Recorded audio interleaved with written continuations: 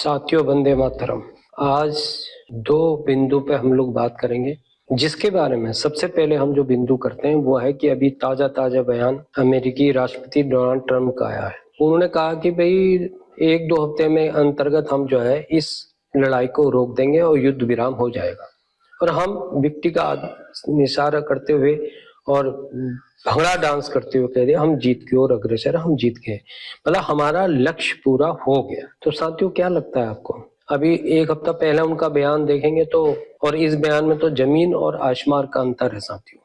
क्या लगता है कि वास्तव में अमेरिका ने अपना लक्ष्य पूरा कर दिया, या उसको कुछ ऐसा एहसास हुआ कि उसको यहाँ से जाने में ही उसकी भलाई है? जो उसकी दादागिरी, जो उसका एक हब बना हुआ था, एक धौंस बनी हुई थी, मुझे लगता है वो धीरे धीरे पूरी दुनिया ने देख लिया कि, और ईरान ने उसकी पूरी हेकड़ी में समझता हूँ निकाल के रख दी है। अब उसको जाने के सिवा मुझे नहीं लगता, क्योंकि आने वाले समय में उधर चुनाव भी हैं उनके स्टेटों के, तो मुझे नहीं लगता कि वो उनकी जो ग्राफ भी गिरता जा रहा है। तो इसका तात्पर्य क्या है कि अमेरिका को या डोनाल्ड ट्रंप को लग रहा है कि यहाँ से निकलने में ही फायदा है। और वो आप देखते हैं, वो रात को कुछ सुबह को कुछ बोलते हैं, ये उनकी नीतियां साथियों। अब यहाँ पे एक चीज आती है साथियों कि जो हार्मोन्स है और जो खग स्टेट है वो उन्होंने कहा भी हमारे, मतलब हम पूरी तरह से इस पे काबिज होंगे। अगर वो जा रहे हैं तो फिर काबिज कब होंगे? या उनकी एक रणनीति है कि दिखाना कुछ है और करना कुछ है, जैसे हाथी के दांत होते हैं ना, दिखाने के कुछ होते हैं, खाने के कुछ होते हैं साथियों। लेकिन इसका असर तो पड़ ही रहा है पूरी दुनिया के अंदर। अगर जितनी जल्दी ये लड़ाई समाप्त हो तो हम समझते हैं कि पूरी दुनिया के लिए, वैश्विक दुनिया के लिए बहुत राहत की खबर होगी साथियों, क्योंकि इस लड़ाई से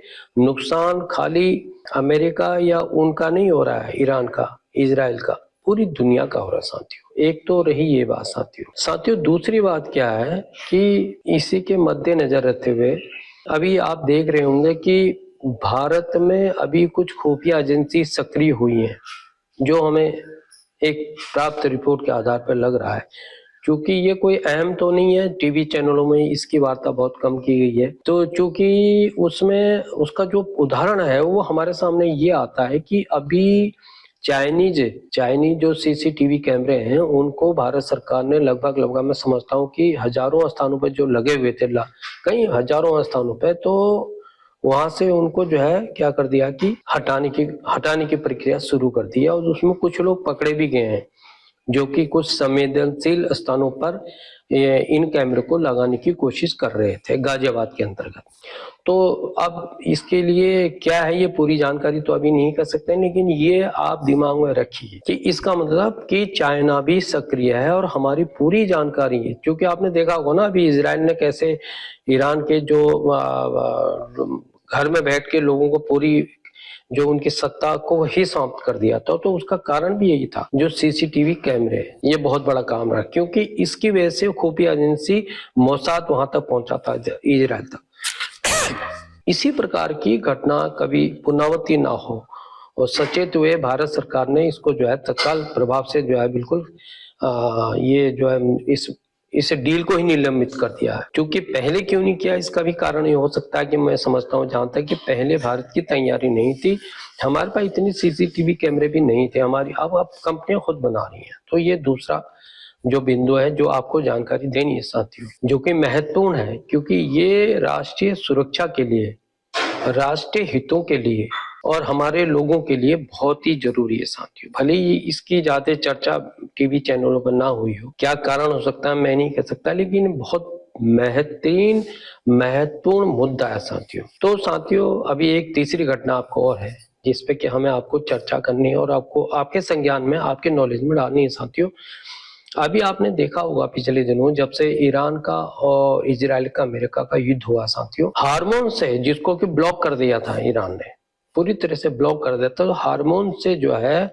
उनके जहाज साथियों, मतलब उनके जहाज नहीं, हमारे जहाज, मतलब भारत के जहाज झंडा लगा के आ रहे थे, आराम के साथ आ रहे थे। तो इसी बीच में कुछ अप्रत्याशित घटनाएं घट गई साथियों, जिसका संज्ञान होना बहुत जरूरी है। वो इटली के तट में, मिस्र के इटली के तट में कुछ जहाजों को, लगभग 3-4 के जहाज हैं, वो 3-4 या 2-3 जो भी हैं,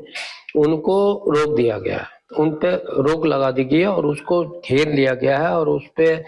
जिसके तहत क्यों घेरा गया है, क्या रोक लगा दी गई है, उसमें कौन सी ऐसी आपत्तिजनक स्थितियां मतलब चीजें थी, मतलब गोला बारूद था, हथियार थे, क्या था क्या नहीं था, ये एक जांच का विषय है और इस पे भारत सरकारी एजेंसियां काम कर रही हैं साथियों। तो ये है कि इससे जो इसके परिप्रेक्ष्य में अभी ईरान के जो प्रशासन काम कर रहा है उसके द्वारा वक्तव्य दिया गया है कि जो हमारे हित के विरुद्ध आएगा हम हमारा दोस्त तो हो ही नहीं सकता है। उसका ये एक मतलब इशारा भारत की तरफ था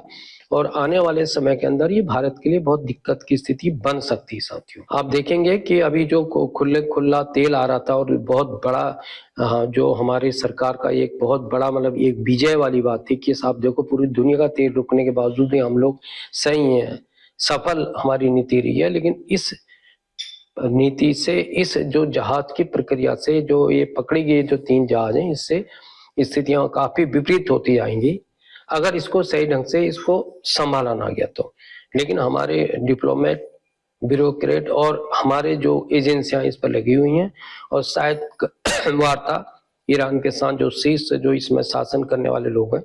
उसका साथ चल रही है और हो सकता है कि ये एक, मैं समझता हूँ कि ये एक अग्नि परीक्षा है भारत के लिए, अपने आप को साबित करने के लिए, अपनी नीति को साबित करने के लिए। इसमें यहाँ पे एक बात और कहना चाहता हूँ सर, इजराइल भारत का बहुत पुराना और बिल्कुल महत्वपूर्ण सहयोगी है, इसमें कहीं से कहीं तक कोई दो राय नहीं, ना बिल्कुल नहीं, कोई दो राय की बात ही नहीं है। लेकिन ईरान भी भारत का सहयोगी है आर्थिक मामलों में, रणनीतिक मामलों में, और कई मामलों में विरोधाभास हो सकता है लेकिन कुछ मामलों में बिल्कुल सहयोगी है, जिसके तहत उसने हार्मोन से भारतीय जहाजों को जाने की अनुमति भी दी थी साथियों। अब देखना ये पड़ेगा विश्व स्तर पे कि भारत की क्या रणनीति होती है, वो किस प्रकार से इस समस्या का समाधान करते हैं साथियों। ये बहुत बड़ी चुनौती है हमारे देश के लिए, हमारे देश के शासन व्यवस्था के लिए साथियों। इसमें एक चौथी घटना आपको और बताएं साथियों, जो हाल फिलहाल में ही मतलब हमको मालूम हुआ है साथियों, वो ये हुआ है कि लाहौर के अंदर, पाकिस्तान के अंदर अभी जो इनकी गुप्त कई एजेंसियां हैं, इनका एक बहुत बड़ी मीटिंग हुई है, गुप्त जगह हुई है, जो भी खुफिया एजेंसी थी। तो ये भी हो सकता है कि आने वाले समय के अंदर ये भी कुछ खिचड़ी पका रहे हो और भारत को अस्थिर करने के लिए, इनको पता है कि भारत एशिया के देश इस मामलों थोड़ा दिक्कत में है, तो इसका फायदा ये उठाने की कोशिश कर सकते हैं और आने वाले समय में कहीं ऐसा ना हो कि हमको भारत और पाक के साथ जो है युद्ध देखने को मिल सकता है। क्योंकि तीनों सेनाओं का जो अभी बीच में आप देखेंगे, तीनों सेनाओं के अध्यक्ष जो हैं अभी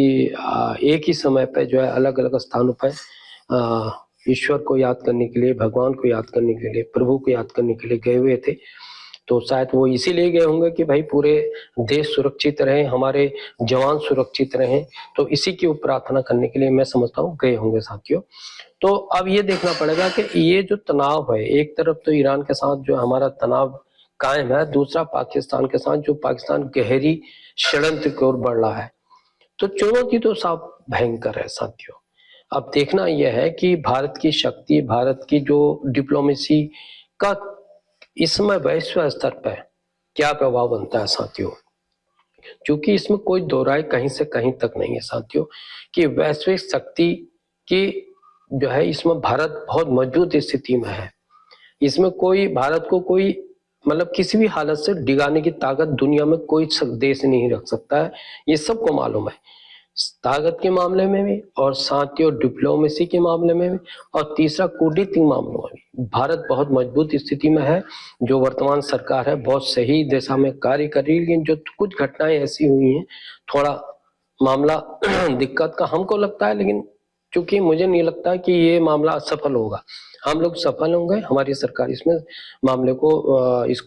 इसका परिणाम लाने में सफल होगी साथियों, अच्छा परिणाम से हम लोग कह सकते हैं। और इसमें एक चौथी बात और मैं आपसे कहना चाहता हूँ कि इसमें समस्या क्या है। इसमें जो समस्या है ना साथियों सबसे बड़ी, वह है चाबहार बाग पोर्ट।